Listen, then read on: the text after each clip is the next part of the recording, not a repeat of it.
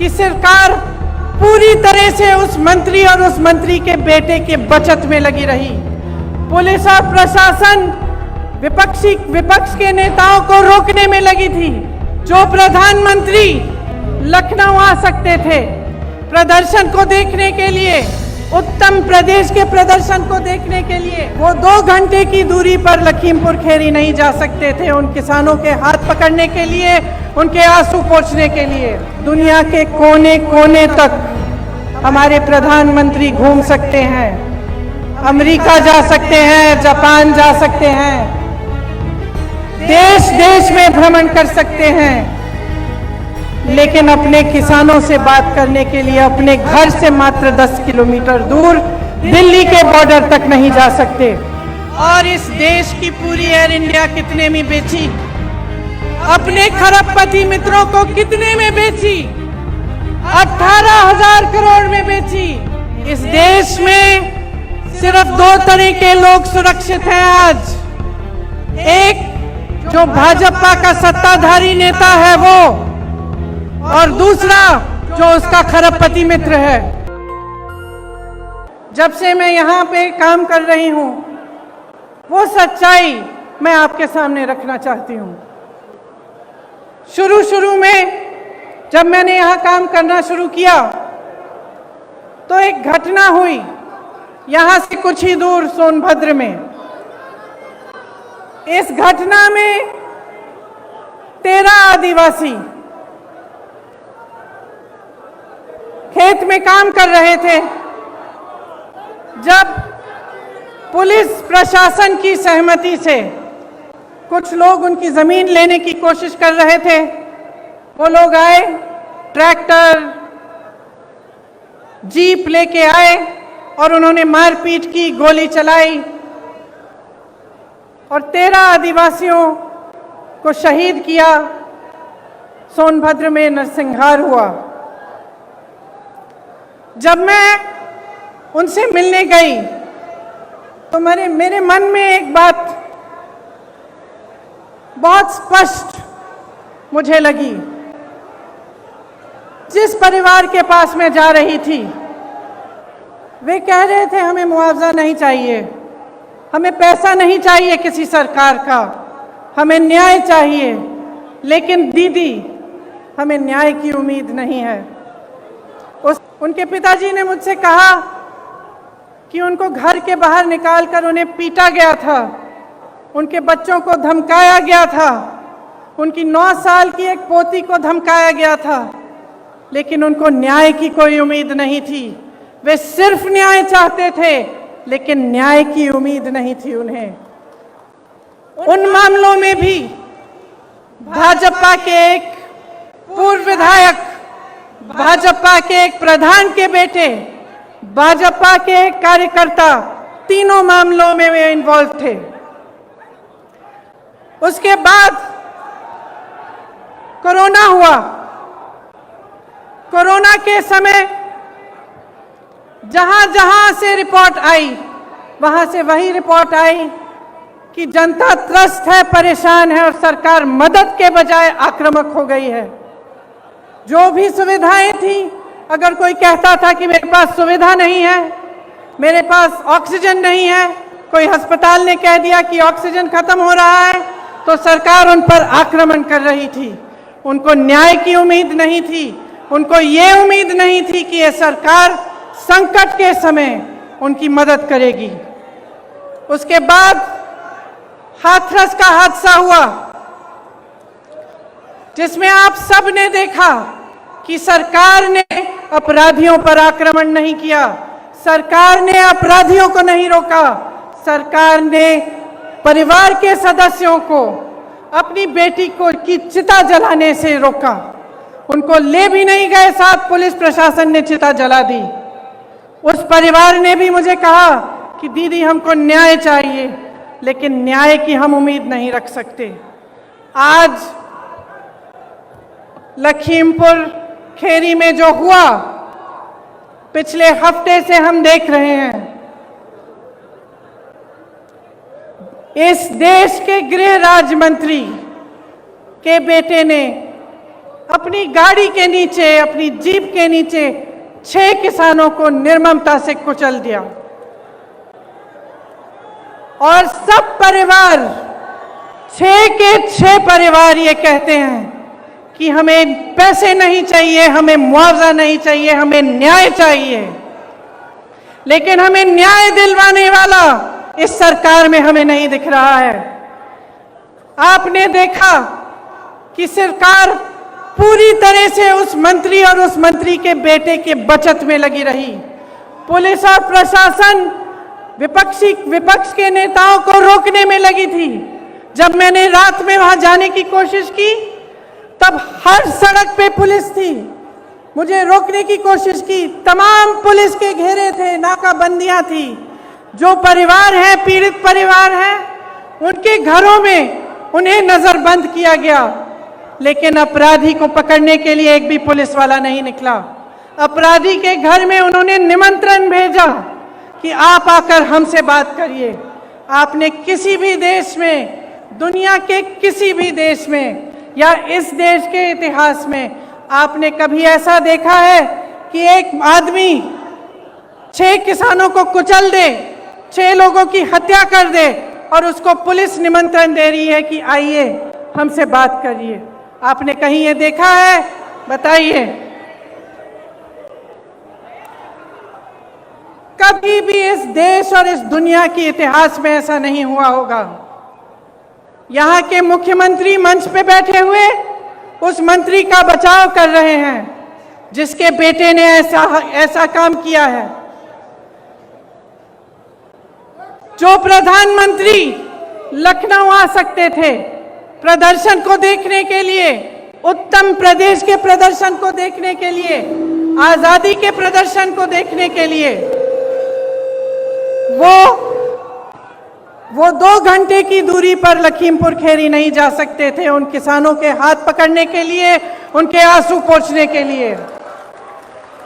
ये आजादी किसने दी? जिस आजादी का महोत्सव मना रहे हैं, अमृत उत्सव मना रहे हैं, ये आजादी हमें किसने दी है? ये आजादी हमें किसानों ने दी है, किसान के बेटे ने दी है। इस देश को किसान ने सींचा है। किसान का बेटा हमारी सीमाओं पर खड़ा है आज भी। ये किसान के बेटे हैं जो हमारी सुरक्षा कर रहे हैं, हमारी सीमाओं पे इस देश की आजादी को निर्भर रख रहे हैं। ये देश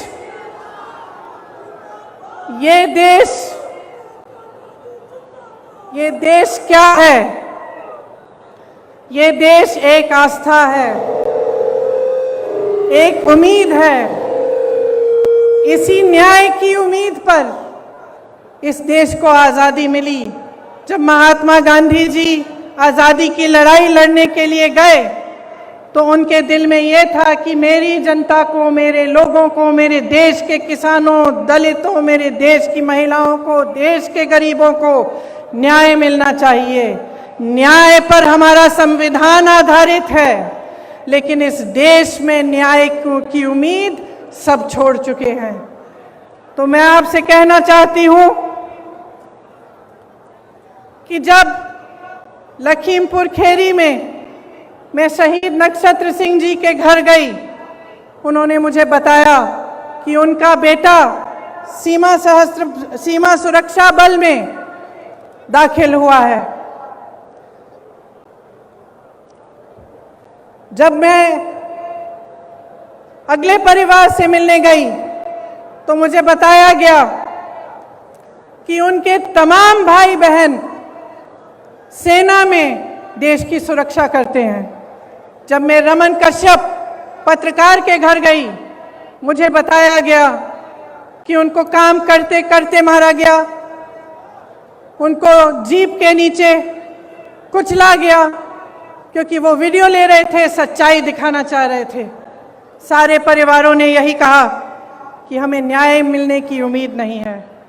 तो अगर हमारे देश में कोई कुचला जाता है, किसी के प्रति हिंसा होती है, किसी पर अत्याचार होता है और उसको न्याय मिलने की उम्मीद नहीं होती, तो किसके पास जाएगा?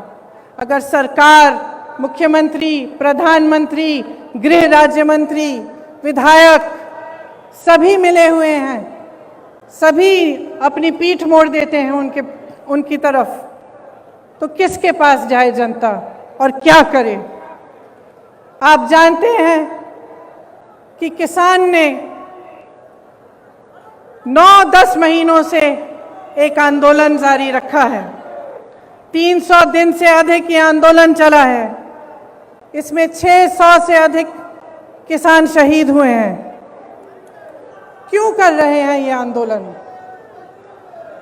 ये आंदोलन इसलिए कर रहे हैं क्योंकि ये जानते हैं कि ये सरकार के जो 3 कानून हैं, उनके जरिए उनकी आमदनी, उनके खेत, उनके फसल सब इस सरकार के खरबपति मित्रों के पास जाने वाली है, उनके कब्जे में होने वाली है।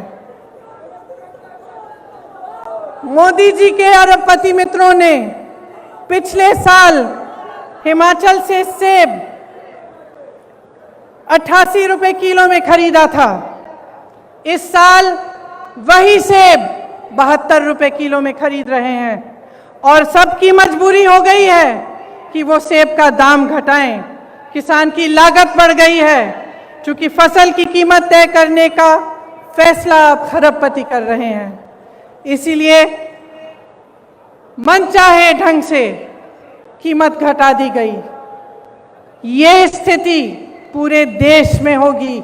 जब इनके कानून लागू होंगे तो आपकी खेती, आपके फसल सब आपसे छीना जाएगा। मोदी जी ने जो आंदोलन कर रहे थे उन किसानों के बारे में क्या कहा? उन्हें आंदोलनजीवी कहा, आतंकी कहा। योगी जी ने उपद्रवी कहा, धमकाने की कोशिश की। इसी गृह राज्य मंत्री ने धमकाकर कहा कि मैं 2 मिनट में तुम्हें सबक सिखा दूंगा। आंदोलन करने की कोशिश की तो 2 मिनट में सबक सिखा दूंगा। दुनिया के कोने कोने तक हमारे प्रधानमंत्री घूम सकते हैं, अमेरिका जा सकते हैं, जापान जा सकते हैं, देश देश में भ्रमण कर सकते हैं, लेकिन अपने किसानों से बात करने के लिए अपने घर से मात्र 10 किलोमीटर दूर दिल्ली के बॉर्डर तक नहीं जा सकते।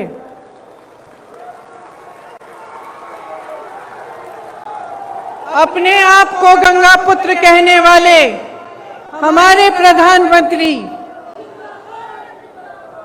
ने गंगा मैया के आशीर्वाद से खेतों में फसल लहलहाने वाले करोड़ों गंगा पुत्रों का अपमान किया है। उनकी पूरी आमदनी, उनकी खेती, उनके फसल अपने खरबपति मित्रों को देने की साजिश की है। क्या वो जानते हैं कि आपके प्रदेश में किसान कितनी समस्याओं से जूझ रहा है? क्या वो जानते हैं कि आवारा पशु की कितनी बड़ी समस्या है यहाँ? क्या रात को आपकी सड़कों पे उन्होंने चल के देखा है कि हर किलोमीटर, हर आधे किलोमीटर पे आवारा पशु बैठे हुए हैं? मैंने देखा है, मैंने देखा है। किसानों की बिजली के दाम 3 बार बढ़ा चुके हैं।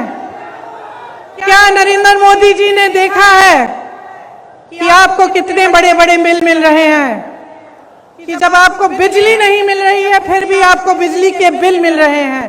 क्या प्रधानमंत्री जी ने देखा है, कुछ कहा है इसके बारे में? प्रदेश का हर परिवार त्रस्त है, दुखी है।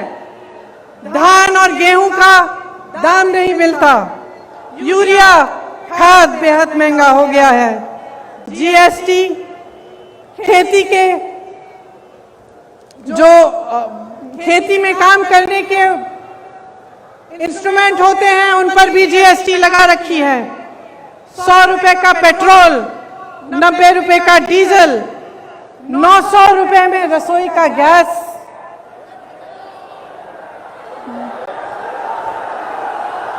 एक 1000 रुपए में रसोई का गैस। 23 करोड़ लोग गरीबी रेखा से नीचे चले गए हैं। कोयला खत्म हो रहा है।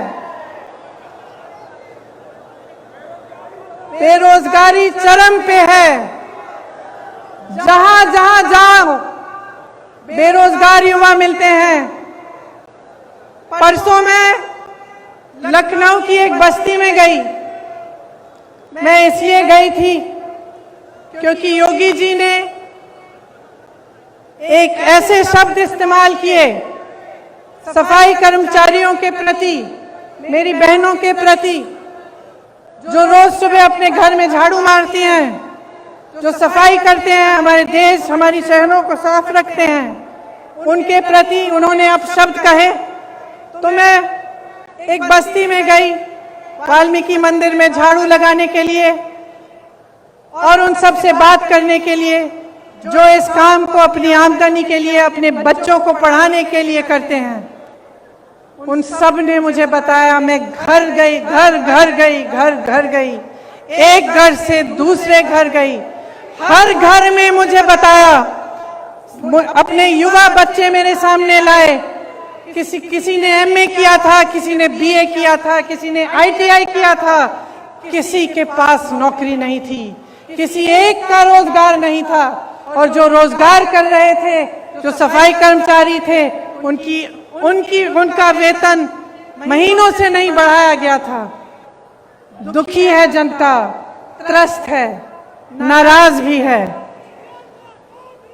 और नाराज होना चाहिए, क्योंकि जिस समय आप इन परेशानियों से गुजर रहे हैं, आप संघर्ष कर रहे हैं, उसी समय प्रधानमंत्री जी के खरबपति मित्र करोड़ों रुपए कमा रहे हैं।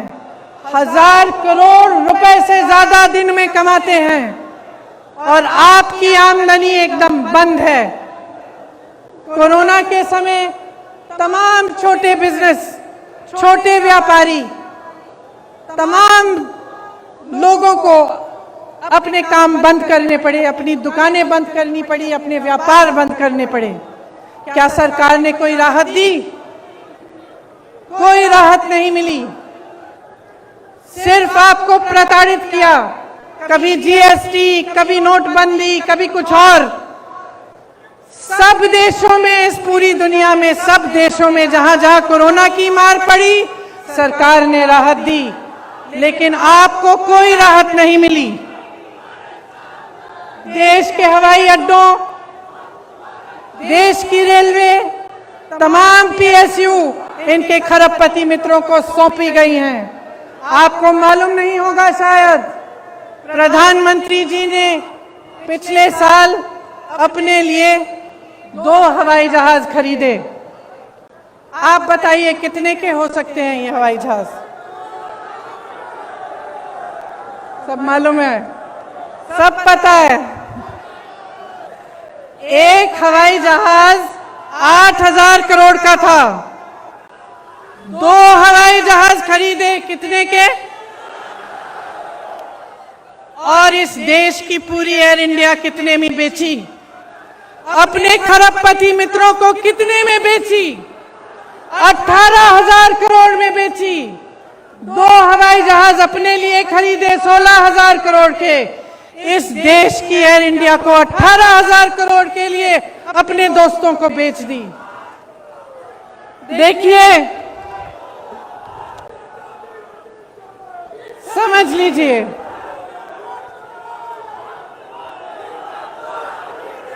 समझ लीजिए, जब जब मैं बात करती हूं लोगों से, जब मैं लोगों से बात करती हूं, एक बात उभरती है कि यहां कुछ हो नहीं रहा है, कमाई नहीं है, रोजगार नहीं है, किसान त्रस्त है, नदियों के पास रहने वाला निषाद त्रस्त है, दलित त्रस्त है, महिला त्रस्त है, सब त्रस्त है। लेकिन दीदी, एक बात है कि मीडिया में बहुत आता है कि हम सुरक्षित हैं। तो मैं पूछना चाहती हूं कि क्या आपको सच्चाई दिख नहीं रही है? इस देश में सिर्फ दो तरह के लोग सुरक्षित हैं आज। एक जो भाजपा का सत्ताधारी नेता है वो, और दूसरा जो उसका खरबपति मित्र है। सिर्फ दो तरह के लोग सुरक्षित हैं। इस देश में कोई धर्म का व्यक्ति सुरक्षित नहीं है, किसी भी जाति का व्यक्ति सुरक्षित नहीं है। इस देश में ना मजदूर सुरक्षित है, ना मल्ला सुरक्षित है, ना निषाद सुरक्षित है, ना दलित सुरक्षित है, ना गरीब सुरक्षित है, ना अल्पसंख्यक सुरक्षित है, ना मेरी महिला बहनें सुरक्षित हैं। इस देश में सिर्फ प्रधानमंत्री, उनके मंत्रिमंडल के लोग, उनकी पार्टी के लोग जो सत्ता में हैं वो सुरक्षित हैं, और उनके जितने भी खरबपति अमीर मित्र हैं वो सुरक्षित हैं। इस बात को सही ढंग से पहचानिए। ये देश नष्ट हो रहा है, इस बात को पहचानिए। जितने भी इश्तिहार बस स्टैंडों पे लग रहे हैं, बड़ी बड़ी होर्डिंग्स लग रही हैं, इनके पीछे जो सच्चाई है आप जानते हैं। आप जी रहे हैं उस सच्चाई को, आपका अनुभव है। आप बताइए, आपको फसल का दाम मिलता है? गैस सिलेंडर मिलता है आपको? भर पाती हैं आप? आपके बच्चों को रोजगार मिलता है? तो सच्चाई क्या है? और इस सच्चाई को बोलने से लोग डर क्यों रहे हैं? किस चीज से भय है? क्या हो जाएगा? समय आ गया है, चुनाव की बात नहीं है, अब देश की बात है।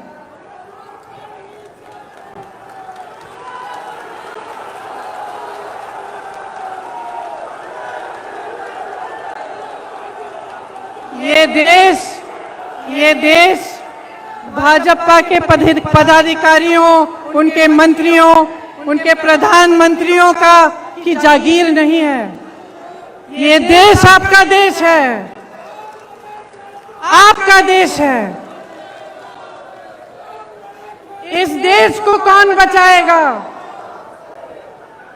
कौन बचाएगा इस देश को? अगर आप जागरूक नहीं बनेंगे, समझदार नहीं बनेंगे, आप इनकी राजनीति में उलझे रहेंगे, तो आप ना अपने देश को बचा पाएंगे, ना अपने आप को बचा पाएंगे। आप किसान हो, इस देश की आत्मा हो। जितने भी मंच पे नेता बैठे हैं उनको आपने बनाया है, आपकी मेहनत ने बनाया है इस देश को। ये कभी मत भूलिए। जो आपको आंदोलनकारी कहते हैं, जो आपको आतंकवादी कहते हैं, उनको न्याय देने के लिए मजबूर करिए।